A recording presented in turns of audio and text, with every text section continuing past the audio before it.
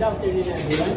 My name is Secretary Rodan, and I'm going to discuss the question number 1, 2, 3, and 4, and 5.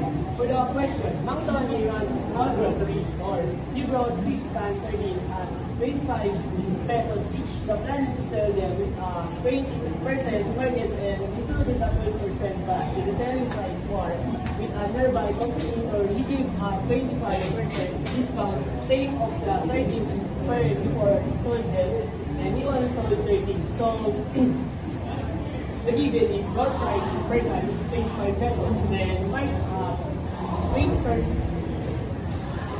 then the VAT is 12 pesos, then the discount is 25%, then sold 30 cans, then the total block is 50 cans. For the question number 1, what is the original selling price before VAT and markup? Markup is 20% of 25 pesos. So to get the original selling price before VAT is all we need to do is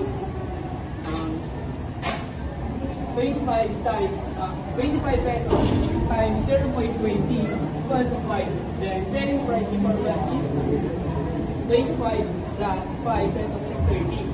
Then for the question number 2 is, what is the VAT amount? The VAT amount is 30 pesos times 0.12 equal to 3.6. Then for the question number 3 is, what is the final selling price with VAT amount discount?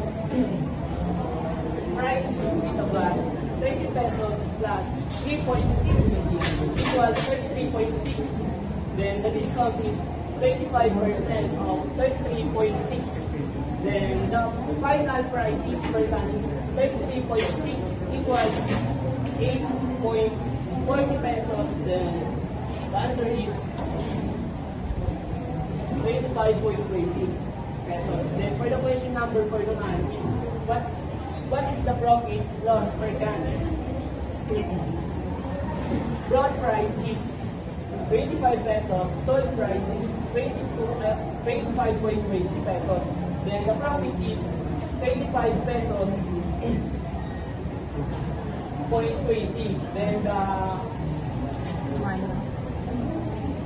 25 pesos equals 0.20 profit per can is 0.20. Then for the question number 5 naman is, what is the total profit or loss after selling 20 cans? So the profit is 0.20 pesos. Then sold is 30 cans. Then the total profit is 0.20 pesos times 30. So the final answer is 6.60 profit per cans.